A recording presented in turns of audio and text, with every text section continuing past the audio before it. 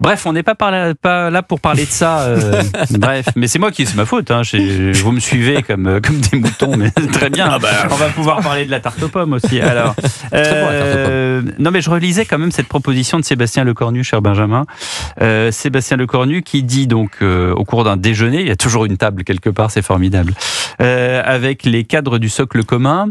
OK pour un débat sur la justice fiscale. Qu'est-ce que ça veut dire justice fiscale ? Quand on a entendu la dernière fois qu'on a entendu justice fiscale ces derniers temps, je me souviens, c'était dans la bouche de Michel Barnier qui annonçait des impôts supplémentaires. Michel Barnier annonçait des impôts supplémentaires.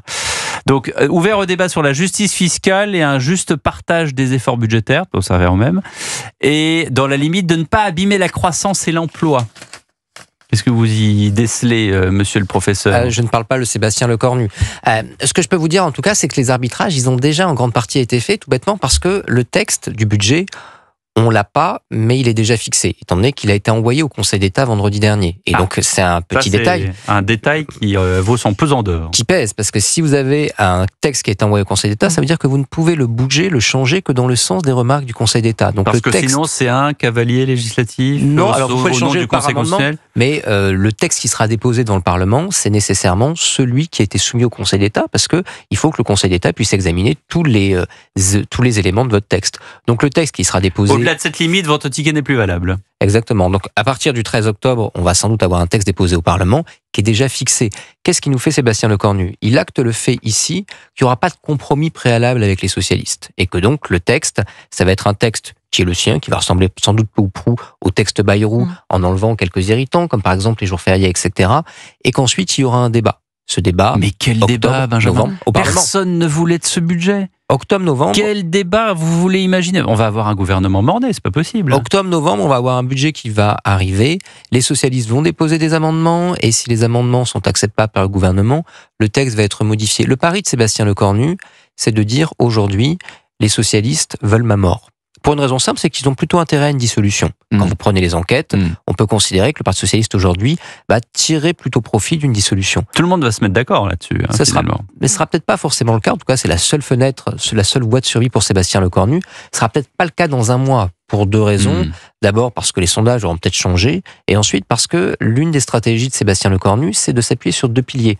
La CFDT, dont il espère convaincre les membres que certaines dispositions de son budget elles conduiraient le syndicat à être heureux, auquel cas les socialistes auraient du mal à censurer, et les maires socialistes qui ont peur, pour le coup, comme de leur ombre, c'est pas le bon timing, d'une dissolution pendant les municipales. Puisque les municipales sont en février, je crois, c'est ça, en mars. Ça nationaliserait les élections municipales et ça fragiliserait beaucoup ce qui en fait aujourd'hui l'une des forces du PS, c'est-à-dire sont issus d'élus locaux. Alors, est-ce que ça sera suffisant ? Peut-être pas, mais en même temps, il n'y a pas trop de choix. Écoutez justement Olivier Faure qui demande la copie intégrale, c'est comme les actes de naissance, la copie intégrale du budget.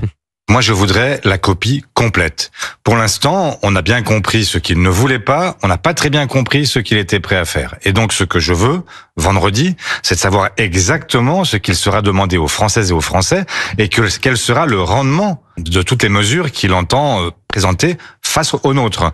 Si rien ne change, le résultat est déjà connu. Il y aura une censure et donc ce gouvernement tombera et il y aura vraisemblablement une dissolution à laquelle nous sommes prêts. Jean-Michel Salvatore, ça paraît de mauvais augure quand même. Oui, et c'est vrai que on se pose quand même des questions sur la méthode de Lecornu, parce que lorsqu'il était nommé, tout le monde disait c'est intéressant, c'est quelqu'un qui sait négocier, c'est quelqu'un qui sait parler avec ses adversaires politiques.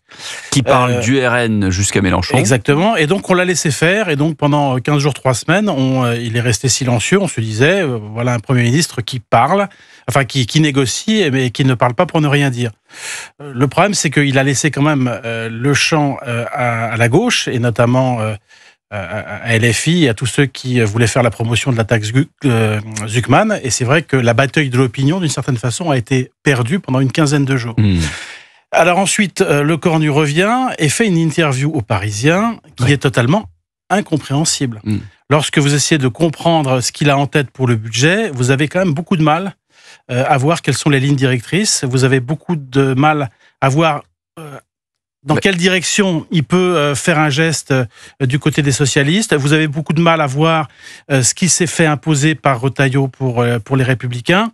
Et donc, on se retrouve dans une situation finalement extrêmement inconfortable où on est quand même un peu dans du chewing-gum, c'est-à-dire qu'on ne voit pas très bien ce qu'il veut, on ne voit pas très bien ce qu'il est prêt à concéder à la gauche, on ne voit pas très bien ce qu'il a accepté de la droite et du centre. Donc on est dans une situation finalement de doute qui est assez désagréable, surtout après avoir essoré deux premiers ministres, à la fois François Bayrou et puis Michel Barnier. Qu'en pense le corps enseignant, Ophélie Roch? Je crois que le corps enseignant, ça fait bien longtemps qu'il a abandonné toute forme d'espoir, qu'on voit en effet que... je crois qu'on n'y croit plus. C'est ça qui est triste, c'est-à-dire que je pense que les professeurs, par rapport à la société, c'est un petit peu, vous savez, ceux qui sont ni trop haut ni trop bas, c'est-à-dire on est un peu les moyens. On représente, je pense, parfois plutôt bien l'ensemble de la société. C'est-à-dire qu'on essaye d'analyser les choses avec le bon sens, avec ce qu'on a par les médias. Enfin, c'est-à-dire qu'il y a tout ça. Et ce qui ressort de ça, finalement, c'est que moi, je vois bien qu'il y a une forme de, non pas de radicalisation, mais de comment dire, oui, comme si tout le monde était aspiré. Si vous voulez, on a l'impression qu'on ne croit plus en rien, on n'attend plus rien, on fait même plus attention aux gens qui sont nominés, parce qu'on sait de toute façon que ce ne sera jamais eux, ce ne sera pas lui, ça ne sera pas lui, ça ne sera pas le suivant, ça ne sera pas le prochain, on attend la chute en fait. Benjamin Morel, il y a eu en Belgique une période, je crois, d'1 an et demi sans gouvernement. Alors on ne peut pas comparer la Belgique à la France pour plusieurs raisons. D'abord sur la structure de l'État, aussi parce que le pays est plus petit, parce qu'il y a moins il y a moins de protection sociale aussi, donc le budget est important, mais peut-être pas aussi important qu'en France. Est-ce qu'on risque d'avoir un scénario belge, ou en tout cas, il s'y ressemble, c'est-à-dire qu'il y a un gouvernement sans avoir de gouvernement, ou est-ce qu'on va rentrer, pas dans un régime de la terreur, mais dans un régime où on va avoir, vous disiez la dissolution, si c'est une dissolution, elle n'est pas sans conséquence. C'est-à-dire que comment les Français vont accepter cette énième dissolution? Ça, on le sait pas. C'est quelque chose, on a l'impression que les politiques sont tellement hors sol qu'ils se disent après tout, on n'a qu'à faire une dissolution. C'est un peu comme si vous étiez au restaurant. Vous étiez là, j'hésite entre le cabillaud et le steak haché, mais je sais pas trop quoi prendre. Enfin, c'est quand même terrible. C'est-à-dire qu'à aucun moment ils se disent, et en fait les Français en ont marre. Là, on a Ophélie Roch qui est enseignante, mais on peut interroger énormément de gens qui se diront, mais c'est quand même totalement dément ce qui se passe. Le steak haché, c'est bien meilleur le steak haché. On le saura quand on ira au restaurant. N'est-ce pas? Oui. Sur le fond, si vous voulez, actuellement, quand on prend les enquêtes d'opinion, vous dites, les politiques ne s'intéressent pas aux conséquences d'une dissolution et ont une vision un peu... En fait, ils s'intéressent beaucoup aux conséquences de la dissolution. Et c'est l'un des éléments de blocage. Quelle est la difficulté de Sébastien Lecornu? C'est plutôt pas mal. Du coup, je suis assez rassuré par ce que vous me dites. Je suis pas sûr. C'est la fin Quelle est la différence entre Sébastien Lecornu, François Bayrou et Michel Barnier? Michel Barnier et François Bayrou avaient un grand avantage sur Sébastien Lecornu. C'est qu'ils avaient un RN qui ne voulait pas une dissolution, parce que à ce moment-là, soit elle n'était pas possible à l'époque de Michel Barnier et dans une grande partie du mandat de François Bayrou, soit parce qu'il s'agissait d'avoir, je dirais, une crédibilisation du RN, et un PS qui avait peur d'une dissolution comme de son nombre, parce que les enquêtes à l'époque disaient que s'il y avait une dissolution, le PS disparaissait de l'échiquier. Aujourd'hui, le problème, c'est que le RN veut une dissolution parce qu'il pense, pas à tort, qu'il pourra avoir une majorité absolue, et que le PS n'en a plus peur. Et en fait, c'est le fait de regarder les conséquences de cette dissolution qui font que les acteurs politiques se retrouvent dans une situation qui est une situation fondamentale de blocage. Donc en fait, l'élément bloquant aujourd'hui, c'est que chacun est dans son calcul en vue de 2027. L'objectif, c'est, à tort à mon avis, mais c'est de dire, si jamais je gagne 2027, je gagne tout parce que j'aurai une majorité absolue. C'est pas ce que nous disent les enquêtes. J'en reviens à mon hypothèse du gouvernement belge. Enfin, de l'absence de gouvernement. C'est pas tant un scénario à la belge, à mon avis, qui nous guette, c'est bien plus la succession de gouvernements en mode 4e République. Plus ou moins, non, parce que la différence quand même avec la Belgique, c'est qu'en Belgique, ils avaient une crise politique. Oui. Nous avons une crise politique, peut-être une crise institutionnelle, mais nous avons aussi une crise financière qui nous guette. Vrai. Ça, c'est très juste. Il faut quand même bien voir qu'au deuxième trimestre de l'année 2025, la dette de la France s'est accrue de 70 milliards d'euros. 70 milliards d'euros, c'est ce que rapporte l'impôt sur le revenu chaque année. Bon. Et donc, on en est à 3 400 milliards, je crois, quelque chose comme ça. 3 417. Donc voilà. Donc il y a cette équation supplémentaire dont on ne peut pas on peut pas faire l'impasse sur la crise financière qui nous guette, avec sans doute une dégradation des deux autres agences. Mais Jean-Michel, mais est-ce que c'est avec le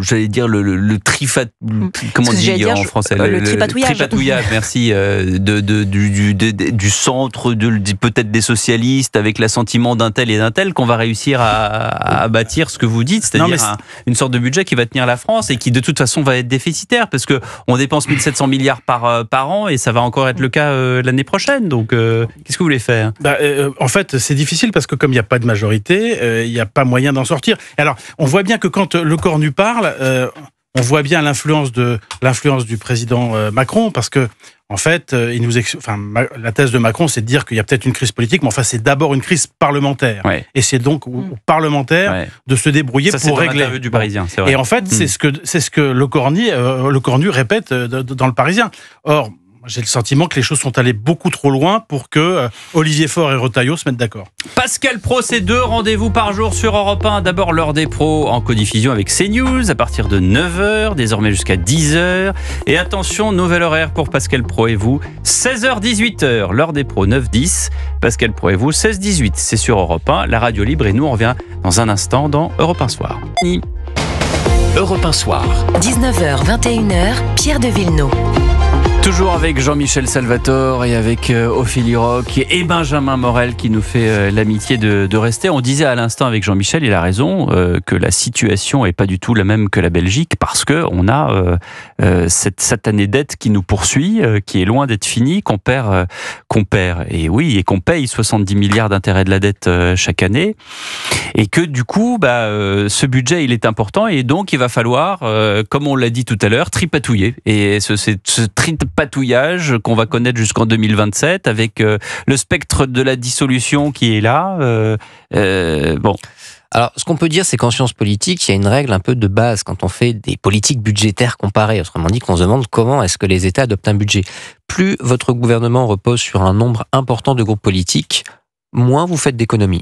Tout bêtement parce que chaque groupe politique, et c'est humain, je veux dire, ils veulent survivre, les partis, c'est normal, tient tant à entretenir sa clientèle. Et donc, quand vous payez pour la clientèle des retraités, la clientèle des fonctionnaires, la clientèle des CSP+, etc., ça fait forcément des coûts supplémentaires ou des hausses d'impôts qui ne peuvent pas avoir lieu. Et dans ce cadre-là, autant vous dire qu'aujourd'hui, il faut à minima 6 groupes politiques qui ne censurent pas le gouvernement, dont au moins un et dans l'opposition. Évidemment que vous n'allez pas faire d'économies. Alors, il y a 2 voies. Soit on considère que on attend, on fait des économies à minima et on tranchera la chose en 2027, si tant est que 2027 soit vraiment décisionnel. Soit l'autre option qui a existé en Italie, c'est dire on va nommer des fonctionnaires, on va faire un gouvernement technique qui vont faire le seul travail, mais on ne soutient pas vraiment, ce qui permet aux partis de se déresponsabiliser et de dire c'est pas nous. On n'y est pas là dans le gouvernement technique. Là, on n'est pas dans le gouvernement technique. Le gouvernement technique, vous n'avez pas ça de n'arrivera politique. pas là. C'est pas tout à fait impossible. C'est une hypothèse qui tourne avec l'idée. Ouais, ça tournait déjà du temps de Bayrou. Oui, mais c'est surtout qu'il manque de la morale dans tout ça. Mais ça pose un problème quand même, parce que vous prenez actuellement, je sais pas moi, le gouverneur de la Banque de France, Monsieur Villeroy de Galhau, qui a fait partie de ceux qui avaient été pressentis.